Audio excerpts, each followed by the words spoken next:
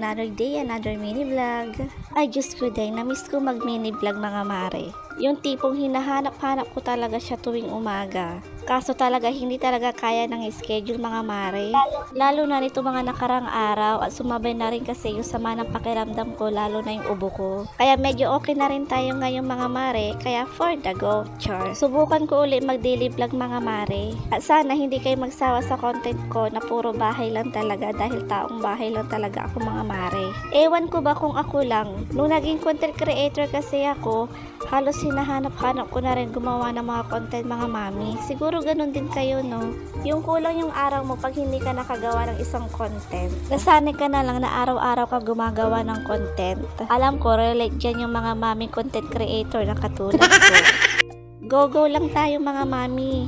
Darating din ang araw para sa atin. Kahit pa barya-barya ang kita dito sa Facebook, at least kumikita tayo. Kahit nandito lang tayo sa loob ng bahay. Tsaga-tsaga lang tayo mga mami. Sabi nga nila, kahit mabagal, at least umuusad. Lahat naman ng successful ay pinaghihirapan din nila kung paano sila naging successful. Dahil walang madali sa buhay, kailangan lahat pinaghihirapan kung gusto mo talaga maabot ang mga pangarap mo. Anyway mga mare, ang dami ko nang nasabi sa inyo. So patapos na pala yung niluluto ko mga mare. So hanggang dito na lang. Maraming salamat sa panonood. Until next video mga mare.